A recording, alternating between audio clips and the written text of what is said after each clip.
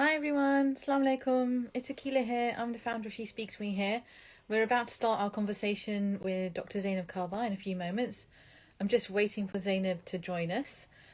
Super excited about this conversation, but before Zainab joins, I thought I would just give a brief, really brief introduction to She Speaks We here. So I set up She Speaks We here a few years ago because I was just really fed up about the binary way in which Muslim women were portrayed in the media, and I really wanted to.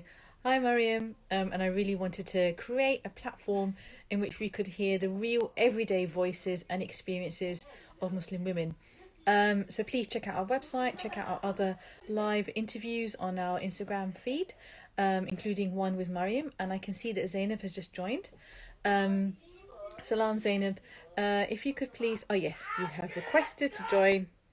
Brilliant.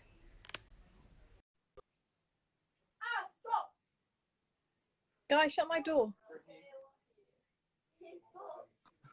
Assalamu alaikum. I was just trying to tell my family to shut my door in case there's noise coming through. I forgot that everybody else could also hear me saying that.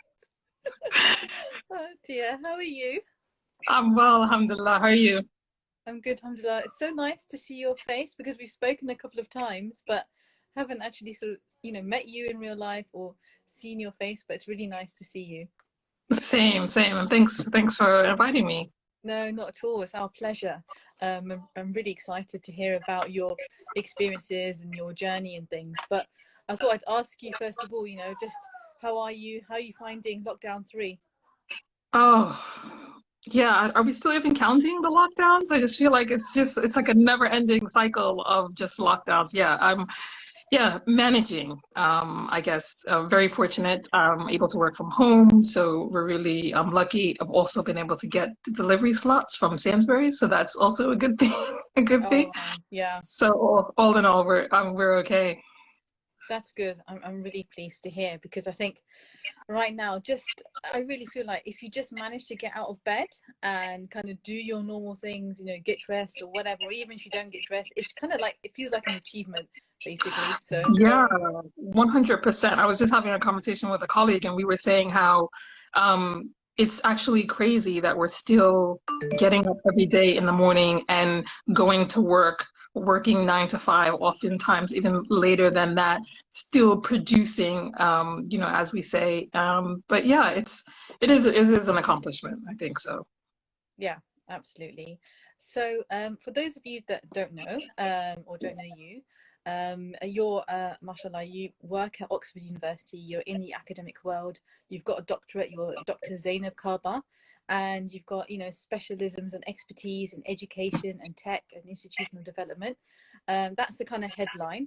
But I was wondering if you could sort of, tell everybody else a little bit about yourself and just introduce yourself in your own words. Yeah, I mean I'm from New York City originally. I'm an educator, I'm a researcher, and I'm a writer. I think overall my work probably often centers around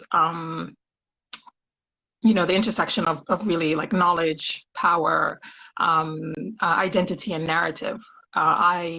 I'm really curious about just knowing and learning and understanding how and what we use to shape the narratives about our lives and who we take ourselves to be in this world and what that actually means for the things we do in it.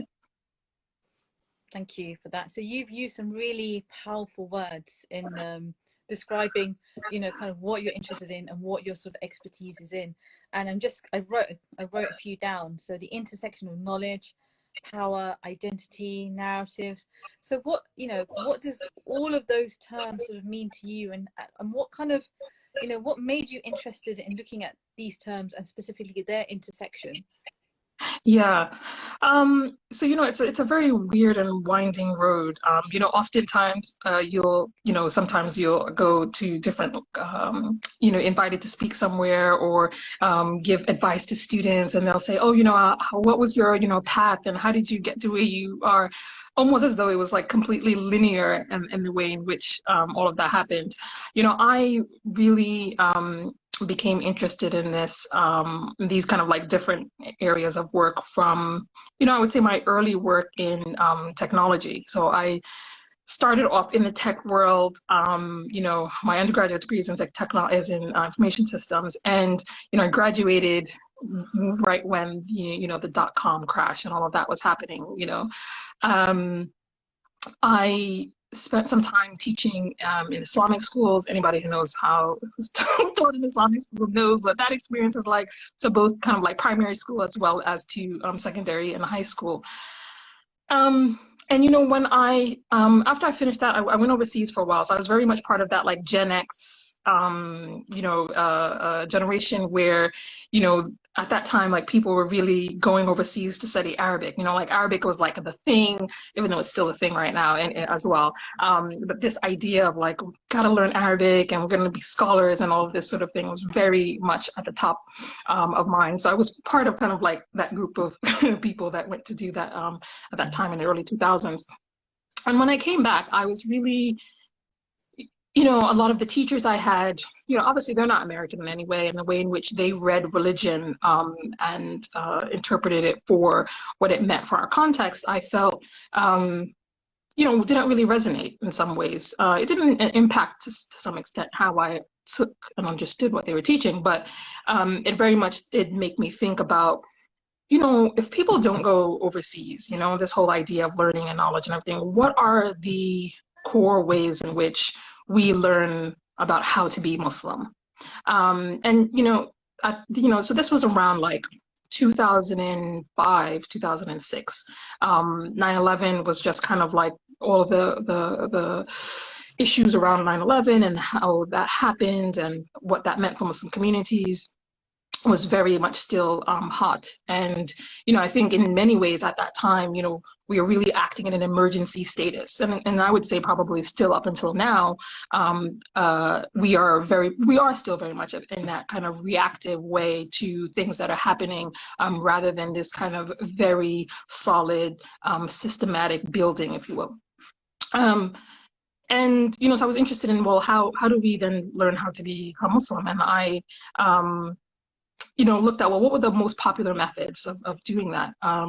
So during my master's, when I was at Columbia, I looked at, how technology, it's kind of leaning on my background in technology, how technology had changed the way in which we acquire knowledge about Islam, and also how that impacted the ways in which scholars engage with Muslim communities and what their authority meant. And that really, led me to to kind of, leave the US in 2012. I was working in international development and very much focused on education, developing educational programs and materials in sub-Saharan Africa and the Middle East. I was working for Sesame Workshop. And, Sesame Workshop is very much about the storytelling and entertaining, but also very much about the education. Fundamentally, when children, we know research shows that when children see themselves in their learning environments, they engage with learning in a very different way. So I thought, well, what does that mean for Muslims? What does that mean for how we understand who we are? What does that mean for the narrative? How are we constructing the narratives about who we are? And then what does that mean for like how we are going to engage as Muslims in, Muslim minority contexts? So I left my job there and I came to Oxford to do my PhD in education. And, I wanted to stay in a department that, because I had finished at Teachers College and I was also in education. And I wanted to stay with people who were very much focused around curriculum and assessment and knowledge and, just, the pedagogy of all of that. And so in Oxford, the Department of Education has a philosophy in education and religion, which is not the same that you would find in the U.S. primarily, as we know, just because of the way in which have separation between church and state. So education and religion, they're not studied in the same way. But in the UK and in Europe, there's a longer history of looking at religious education. Religious education is a mandatory requirement in secondary schools, etc. so yes, I was interested in, well, what does this mean? Like, how and where do Muslims learn about Islam? So, so for about 2 years, I studied for Muslim educational institutions, educational programs, I should say, that were very much in this kind of like a retreat framing. We have all these like Muslim retreats, like go away for a weekend and go away for a week. Mm, So I took 4 as a case study, ones that were long in duration, that would allow me enough time to really kind of like be and sit with Muslims, with people who are, listening to the students and why they're coming to these programs. Why do they trust these teachers that are talking to them? So one side trying to understand how the students engage, but then also from the teacher side, what was it about them that made them authoritative? mm, How did they construct their identity as religious scholars that allow them to have the influence over these students? What was it about that? And then mm. connected to that was, what were the narrative that they were actually constructing about what it means to be Muslim in a minority context? And all of those things require pulling from a certain body of knowledge, a certain history, a certain set of stories, both from Quran and Sunnah, and from like Islamic and Muslim history. And yeah, that was really kind of what I was very much preoccupied with I'm still preoccupied with. So it's really trying to understand what it meant for both sides, for Yeah. students to be engaged, and then also for teachers and how they then engage with students.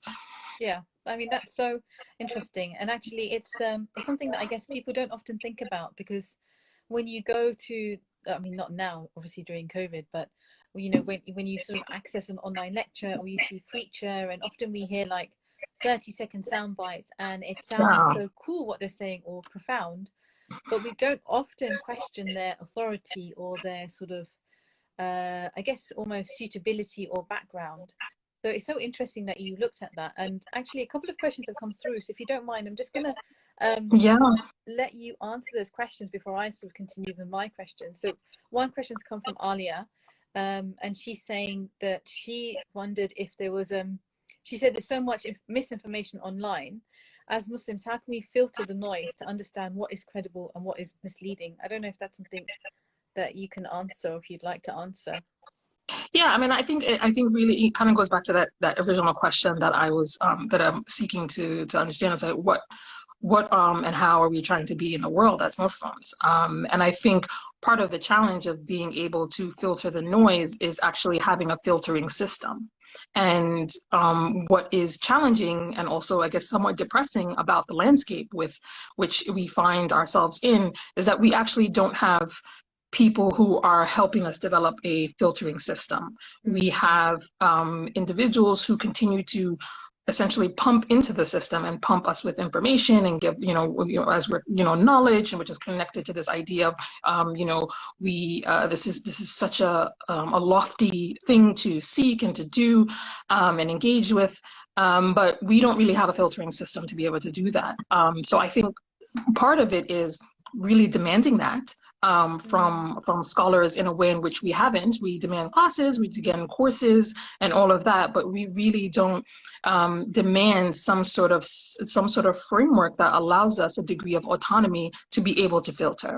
And I think fundamentally, and this is a bit, perhaps provocative to say, but money is a huge issue as it relates to this, and the lack that we don't have that. mm, Why is it that we, if someone's entire livelihood is built on ensuring that um, the seats in their lecture are full, what does that mean for us as individuals? You often see, like I work in a social impact space now, right? And fundamentally, you want to be creating a social venture or a business that is going to be obsolete because you've dealt with the issue, right? Yeah, and mm. I'm not saying that scholars need to be obsolete, but perhaps the way in which scholars engage and the celebrity of them, which allows us to be so attached to them, needs to become obsolete. That's really interesting because it has become, I think, definitely for some institutions, it has become a business and a way to kind of make money and and especially I think with some of the online sort of institutions which just kind of churn out content, you know, whether that's clips on social media or these kind of, you know, longer kind of YouTube pieces, but which are very impassionate.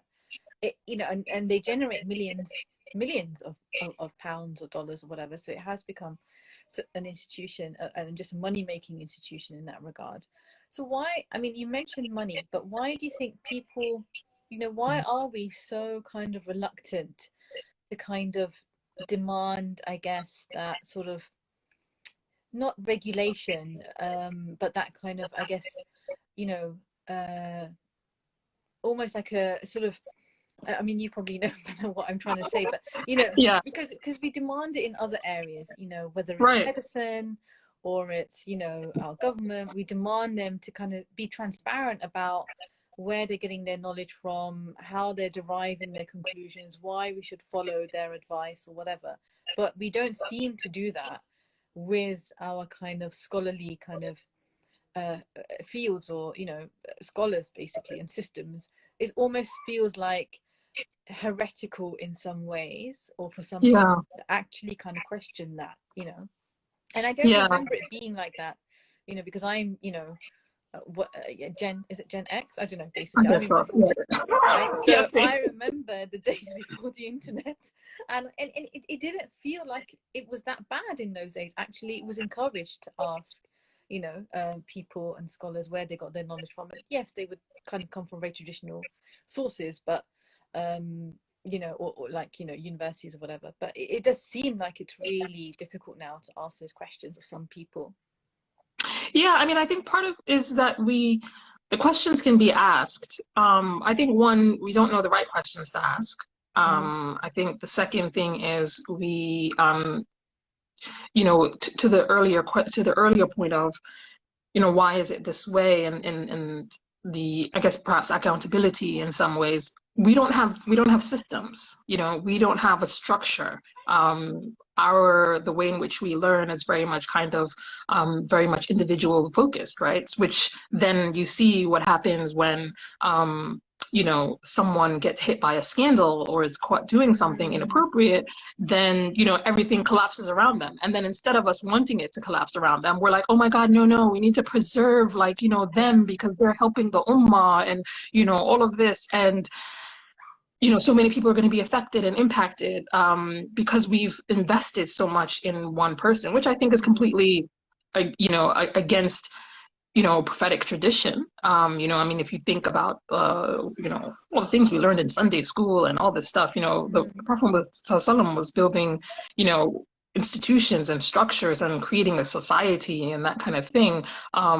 which part of those things we don't have in the Muslim community due to the way in which we organize ourselves. So I think that's why it is very challenging to then say, well, you know, how do we evaluate what this person is saying and what this person is saying versus that person? We go based on essentially what we like, you know, and what also we have been conditioned from a very young age, because we're very authority dependent, right? You know, Mm. like in the mosque and how we were taught and what you hear in the khutbah and what you hear in parents and all of these kind of things. So we have a natural kind of like desire to kind of lean towards that, and we don't have any kind of critical framework to assess that. Mm. That's really interesting. So as part of your research, what did you find out about, or what did you learn about maybe some of the cultures that kind of promote this kind of way of doing things? Or because as you were talking, you know, Tariq Ramadan came to mind, and I'm not asking you to kind of comment specifically about him or his case, but I remember, you know, when he had his book, and, you know, about Reformation, and everything he kind of said always really resonated because it was so, it seems so applicable. We could apply it basically into the kind of like UK context or Western context, European context, and he seemed to really get it in that sense. But then obviously so much happened, and there's all the kind of, you know, there's, you know, very real and serious allegations of sexual misconduct and assault against him, and he's facing trial or whatever. And if anybody wants to know what I think about it, then they can check my Twitter. I've been very clear. Oh, we want to know, Akila. Tell us what you think about it. This is a chat after all. You tell us what you think about it. I don't want to kind of put anybody in a difficult position, but I'm very clear that, you know, he has been accused multiple times of rape, and he needs to face trial. And it's not just a case of Islamophobia.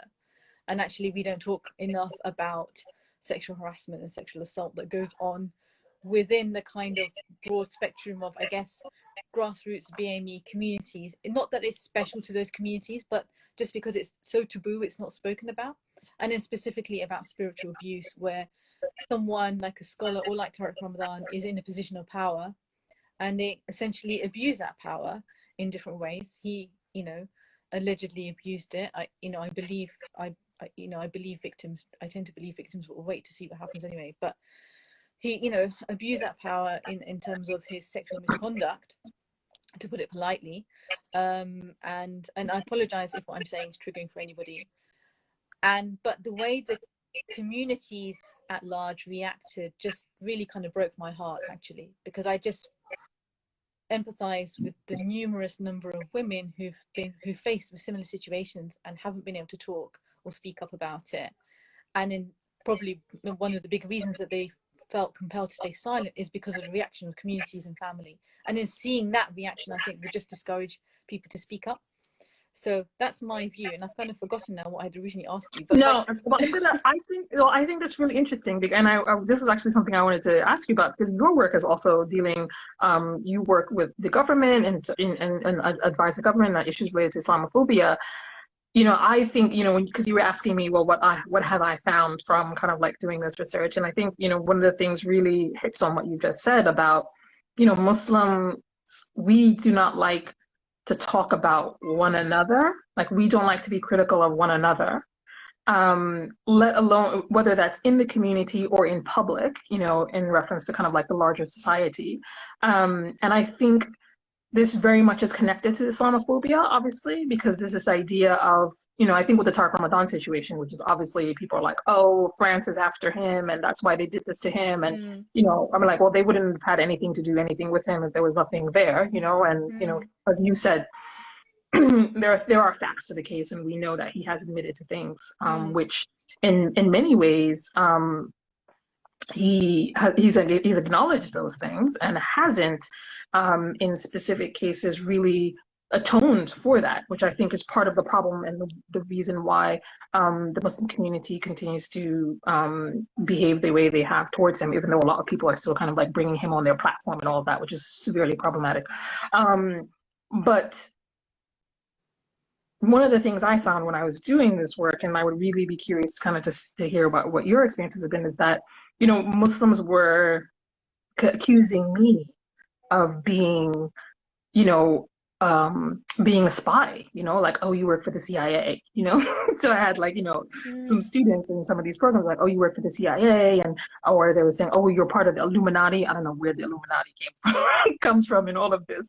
And I think what I kind of got from that, it's not solely about Muslims airing dirty laundry, but there is a fundamental just reluctance and fear of actually talking about anything that is going to ruffle feathers, because of Islamophobia, which we have also internalized in our own way, in addition to the way in which, you know, the wider community that we in societies that we live in have internalized that, and then kind of use that as a gaze to understand who we are.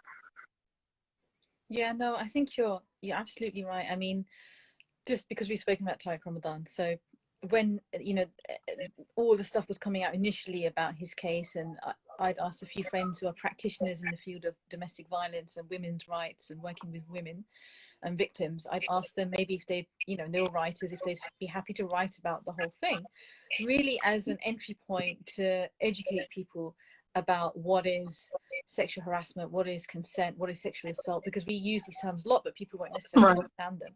But there was a real fear that they were going to somehow generate Islamophobia.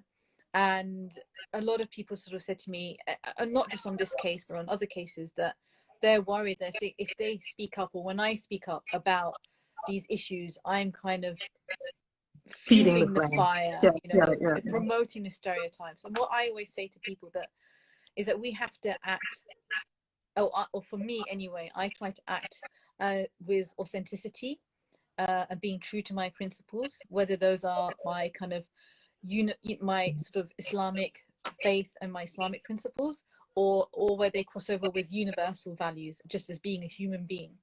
And really, if you look at, you know, the Prophet and how he conducted himself, that's how he conducted himself, in that kind of, you know, that consistent way, with integrity. And so, you know, as Muslims, we are not infallible, we are not the Prophet, and our communities are going to have issues like any other community. Yeah, And the way yeah, to deal with those issues is to be mature and to face them head on. And if we do that, we're actually less likely to then get attacked. We're more, you're always going to get some people who are going to attack you no matter what, and you can never deal yeah, with them. But, you know, just generally, you're going to be more likely able to deal with these issues. You're going to, you know, raise awareness. You're going to help more people. And the benefit that you're going to do is going to be greater yeah. than the harm that could be caused by a few people who are going to twist and misconstrue what you say. No matter exactly. Yeah. But And I'm really sorry. I think, yeah, go ahead. I was just going to say, I'm so sorry to hear that you had all this backlash, and that, you know, crazy that people accuse you of being with the CIA and Illuminati. I mean, like, what's that about? I mean, I found it amusing. I mean, my goodness, I didn't know there was a path for me to be rich through the CIA, you know. Yeah. But I think, you know, I think part of it is it's, you know, in terms of what you were saying, it's this reluctance to really like apply our principles of, like, you know, people are always like, oh, we're supposed to enjoin the ma'ruf and forbid the munkar, and then, Yeah, you yeah, know, you're happy to do that when a woman is like not wearing his, you know, a headscarf coming into the mosque, and then you want to like jump on her, which has nothing to do with enjoining good, or forbidding evil. yeah, But this idea of being able to hold people account, you know, like you said, when the Tariq Ramadan situation did kind of come out, that idea is completely, you know, then we hold that principle, we put that to the side, like, oh no, no, then we look outward, what are people going to say first, and then we think about whether or not, and that determines how we engage. And then in many ways that's obviously problematic, because then, you know, there's no point to complain about Islamophobia then, because in some ways we're just, you know, putting various constraints on ourselves as a community, in the same way that, you know, we find challenges and the issues that we have to deal with Islamophobia. yeah, yeah, totally. So there's a couple of comments that have come through. So Okay. Mariam said, excellent point. We're more focused on preserving cult of personality as opposed to building solid structures and institutions. That is, I completely agree with that. Fatima says, don't apologize. I think she might be talking to me. They can leave the live, I guess. Alia said, true, but equally the Muslim community seem happy to shame certain sections of the community. And I guess that goes to what you just said about if a woman, you know, takes off her Yeah, hijab or something, she's we're vilified. very selective. Exactly. Yeah, We're selective. Women are obviously the ones that are thrown under the bus first, you know, for whatever, any slight, you know, hair that comes out of her scarf. You know, that's, yeah, yeah, we are quite selective in our application of things. Yeah, agreed. yeah, totally. And then Yeah. I like what Mariam said about bingo with these accusations. That's so true. And Umber has said there's a high level of misogyny within Muslim communities. I'm saying this as a Muslim woman. It can be very difficult to hold a different view. I completely agree with that. I don't know what you Yeah. think. Yeah, no, definitely. I agree 100%. Yeah, okay, I'm reading through the comments. Okay. So Thanks, I don't know guys, if I, for commenting in. so yeah, thank you everybody for their comments. I mean, I don't know if I had mentioned that you're working at Oxford University. So I was wondering, just to kind of change the direction of the conversation a little bit, if you could just talk to us a little bit more about that. What's it like working at such a prestigious university? And if you don't mind, just kind of maybe talking to your experiences, not only as a Muslim woman, but, you know, a Black Muslim woman who also wears a Hmm. hijab as well. And we know that Oxford is, you know, predominantly white institution, you know, historic Right. institution with all the baggage that comes with. I'm sorry, I kind of just said baggage that comes with, but you know what I mean, basically. Yeah. Yeah, no, I mean, you know, my decision to come to Oxford to do my PhD was I had to think about my identity and thinking about my career and thinking about my race, all at the same time, and then making decisions about where to go to uni. I knew, um, when you say that it's really sad that, people said the things that they did, about my, kind of like when I was doing my research. I started out doing it because, didn't, I fundamentally thought like this was, I was just trying to be of service. We always hear, it sounds quite trite. People are like, oh yeah, I'm like doing it for the ummah. But in many ways, that is really, when I started out doing it, it was fundamentally about that. There was no academic benchmark study in, in this field that really, examined and looked closely at this, particularly also from, the lens of someone who is Muslim. In many cases where there's been work that looks at Muslim communities, often it is very extractive, in terms of, getting, feeding a certain narrative, and I very much wanted to be able to, present a different type of narrative. So I really started out doing that. And I think what was difficult about hearing some of those things is like, guys, like this is totally like this is really not for me. It's not what I was trying to do. But in deciding to come to Oxford, I did ask myself, I did talk to myself, I had a conversation about, well, looking at other schools, looking at how people would perceive me, being a Black woman, being a dark-skinned Black woman, wearing a headscarf, what that meant for my voice being heard in various spaces. And I knew that coming to Oxford would help that along, in many ways. So, when I came, I was obviously expecting what I got. Like as you said, Oxford's all white spaces. I would walk into rooms and everybody would turn and look, and it's like all these, like older, 50-year-old, 60-year-old white men sometimes, and like, at some seminar, and they're all dressed the same with their blue blazers and like dark trousers and, blue or white shirts, like it was a uniform. What was also really interesting is people were just very much like, what are you doing here? And there's a lot of like, there's writings, there's a book about like some Black women who are at Cambridge. I forget the name of the book, who also talk about their experience. But, I remember when I see one of my friend from who was also at Oxford, and we used to talk about this, she's a Somali, Miski.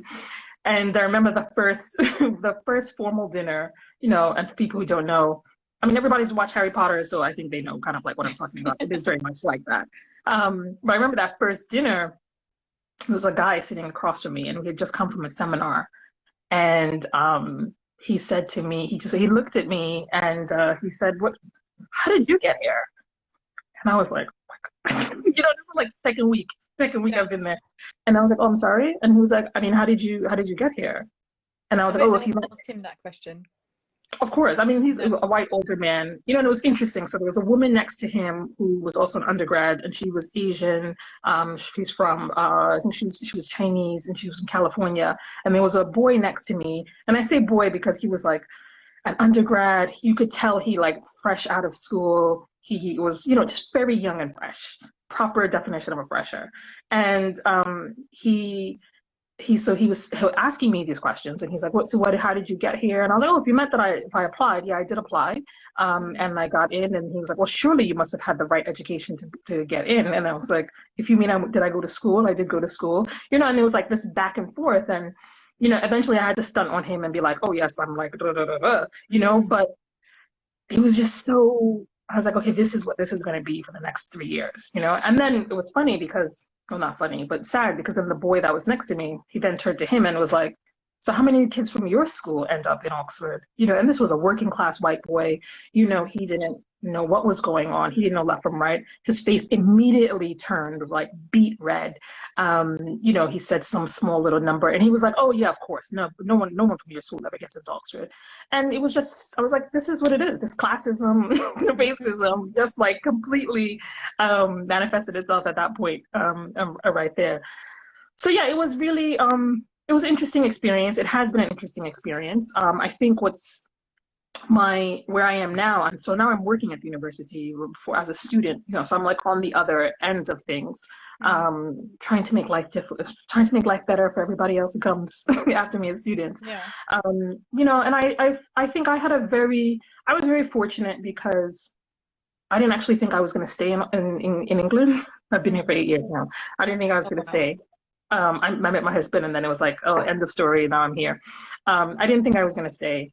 So I didn't really engage. I wasn't really fussed about what people were doing and what they were saying or whatever. I'm like, whatever, I'm just here to get my degree. And I had a very good, close group of friends who were not English for the most part, Mm. maybe one or two, but the majority of them were either European or American, and who Yeah. were there. And they were there for studies as well. And obviously, I just kind of gravitated towards them in that way. So, I think the typical stuff, I don't think like there was anything completely, you beat your in classes, and obviously someone will say, well, I don't think I have any power. Like, I remember this one young girl, she wasn't that young actually, and she was talking about, she's, American, white, blonde hair, blue eyed, was talking about the work she was doing in Jordan, talking Mm. to men about like labor issues or something. Um, and she was like, yeah, when I do my interviews with men, I don't think that I have power. And I'm like, what do you mean you don't have power?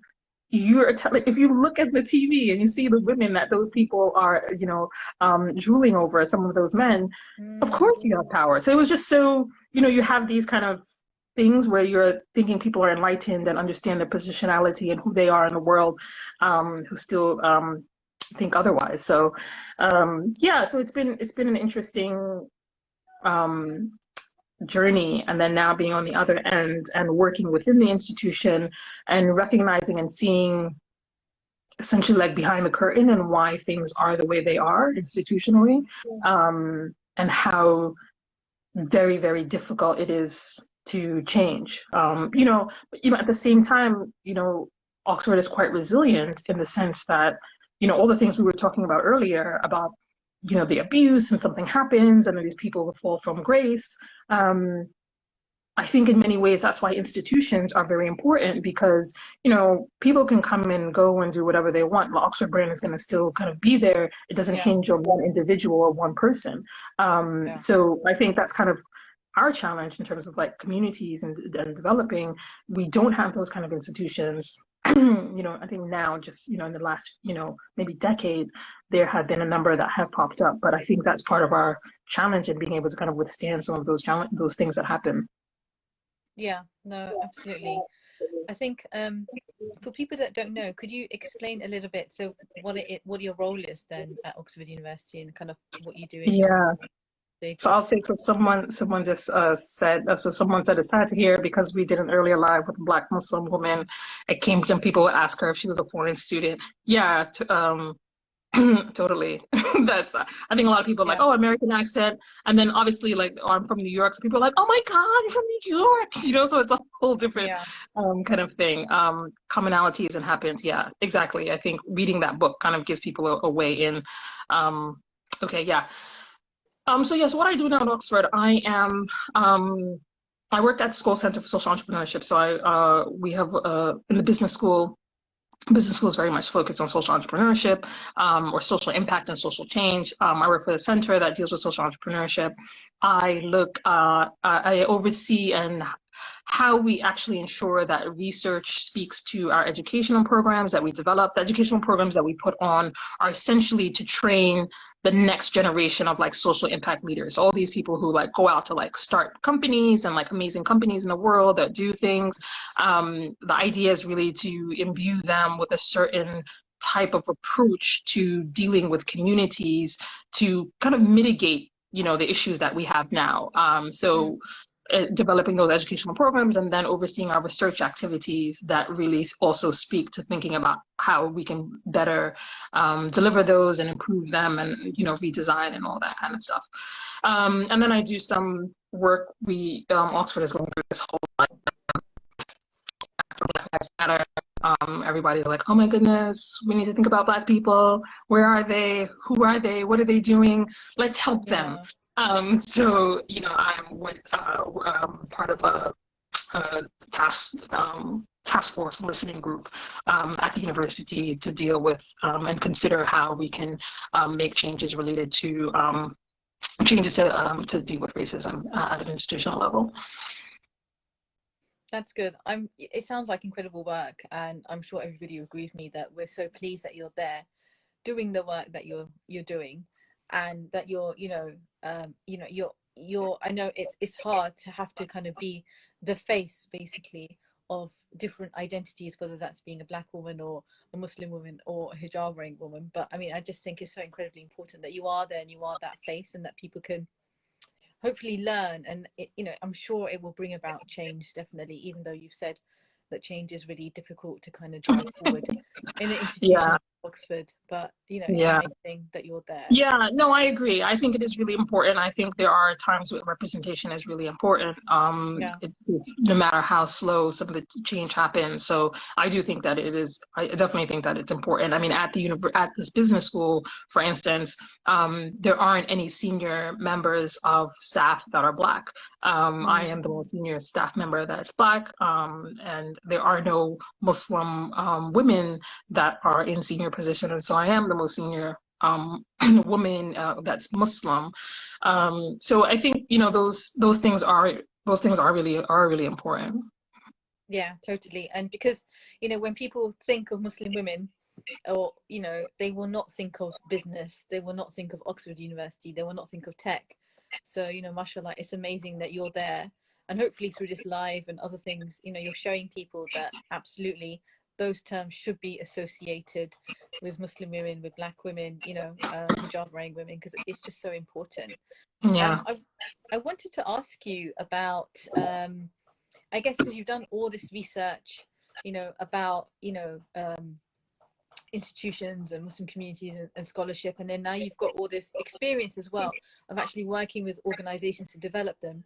So if you kind of had the ability to kind of wave a wand and do three things which kind of magically fix all the problems, I guess, in the Muslim kind of community world, what would those kind of three things be? What would you tell Muslim institutions right now, if they were listening, that Yeah. they should be doing to try and address some of the problems that you found? Yeah, so full also kind of full disclosure. So I've still before, when I finished my PhD, actually I went and I was working for Cambridge Muslim College as executive director, and I was there for 3 years. And part of my work there was really to develop a portfolio of programs that could demonstrate, the college is offering to a larger audience outside of kind of like a pure academic sense. I think I was really excited to be there because it was an opportunity to really put into practice and to test out some of the ideas that I had and the findings that I got in my research, kind of very much what you're asking, to see how those things would translate in the real world. I think I remember one of the questions I remember they asked at my at the interview was, do you think that the market dictates what we should do, or do we dictate, kind of like our input kind of will change the market? And I think it's a very delicate balance. I would say, part of, as I was alluding to earlier, is there is a lot of noise. Someone was asking earlier about that. There is a lot of noise. And I do think that institution needs to put out less. They need to do less, and putting out less things into the internet, to the blogosphere, whole digital space. And I think even if not, and that's not happening, I think there is really a cause for, and I'll go back to what I was saying earlier about developing frameworks. We fundamentally don't know how to mediate our own kind of relationship with Allah, and therefore we rely on other people to do that. And then when something happens, because they're human and they get caught up in the celebrity of all of that, we are then hurt. And not to say that people won't be hurt by something that someone does and that sort of thing, but the structure that we have now is not going to help us long term. you know. So I think one, fundamentally, I would say we need to begin to help people develop frameworks to understand Islam overall, but also how they can understand what people are saying in the right. Like, people need to be able to go to the mosque, and when they're listening to the khutbah, they need to be like, what he's saying, no, no, no, that's not. But that other thing he said a few minutes ago, yeah, I can get behind that. Not that everything wholesale is taken on, or that they're able to determine and to see, yes, where and how all of this can actually help me. And I think fundamentally, that is very hard to do. So what happens instead, we have a lot of like every other year you have like another educational program coming up. This scholar is starting this institute to do this, and they're going to offer programs. Everybody's offering, you know, a program with a little twist, with a little this. Oh, I like him, so I'm going to go study with him. He's doing fiqh, she's doing fiqh. Like, what? How many fiqh courses do we need? You know, like how? Like, where is that even that kind of like diversity in the space? I think second of all, there is, you know, you hear a lot about, you know, I know some people say like, oh, you can't get caught up in like the culture of everything now, but I think there's something to be said about using a decolonial mindset to understand Islam. I think, you know, when I look at my research and I look at what I found in terms of the bodies of knowledge that religious scholars are using as a basis to construct the narratives around who Muslims should be in the world, they very much circulate. They're very much kind of, you know, contained within like a certain corpus of knowledge that is not very wide. And I think that fundamentally is a problem, because it just provides a very limited understanding of, you know, what it means and how we begin to understand what it means to be Muslim historically, what has been happening in the world. And I would say lastly, we really need to like Muslim celebrity has to go through some sort of like reformation of sorts, you know. I think, you know, when we look at everything that's happened in the last, you know, year, with coronavirus, with Black Lives Matter, with the Proud Boys and all of this stuff, we really need to ask ourselves, I think at the scholarly level, what scholars need to think about, and institutions, like, how are you going to consider sharing power or removing yourself from power in a way that is actually going to enable communities to flourish? But I think, you know, there's this sort of like hegemonic hold over like the space. And as I said, I think, you know, the financial element of this, you know, there's this, you think about like it, you know, you could say like we have our own kind of like Islamic education industrial complex, you know, like, which is massive. And everybody wants to get in and that kind of thing. And then, you know, what does that mean for the way in which we're actually learning about Islam? I think is something that we need to really, really interrogate. So, you know, and it's not only bringing in, you know, when I mentioned that earlier point about decolonizing in that way, it's not about representation. And when I mean like sharing platforms of space, it's not about, oh, okay, I'm going to use my platform and I'm going to give this person airtime on my platform who's Black, right? Like, that is not what I mean. Like, that is very surface level. So I think it has to go much deeper than that. It has to be like looking at our sources. It's not about saying, oh, who are the Black Sahaba that were really great, right? Like, that is not how we should kind of be approaching this. So, you know, I think those are the three things I would say that need to be top of mind. And I would also say that it's not solely the responsibility of religious scholars or institution. It is also our responsibility, because in some ways this relationship is symbiotic, right? Religious scholars are popular because we make them popular, right? They do things and we're like, oh my God, we follow, we do this. We in some ways have the power to control how some of this operates, and I think that we need to think that. But then we're told, you know, oh, you don't have knowledge, so you can't really know what to do and what to say, you know. And then you see how all of this kind of like this narrative really like works itself. Yeah, I mean, that's amazing. It's such a deep and profound answer, and actually I think we could hold a session on each of those answers, because I just jotted down like phrases that you were coming out with, like, a decolonized mindset approach to Islam. I haven't heard that very often, and I think that would require like a number of hours just to try and get people to understand. I mean, I'm talking about myself, and so many other things you said as well about sharing power. I mean, that's it sounds so simple, but it's really hard, and I don't think people have really thought about it until this year.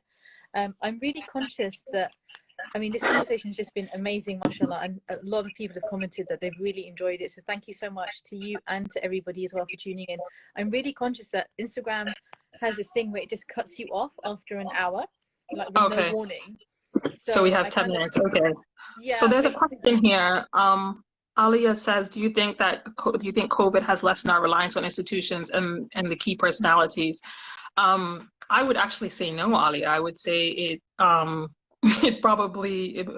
made us more dependent, because we don't have the Muslim connections, if you will, that we have normally had when we might see one another in other places, or we go to different events that aren't necessarily related to education or like programs or knowledge-based things. So I think there actually has been much more of a reliance on those institutions and personalities, and you can see that if you think about if you see kind of like what's out in the market of like the programs that are being pushed out, the content that's being pushed out.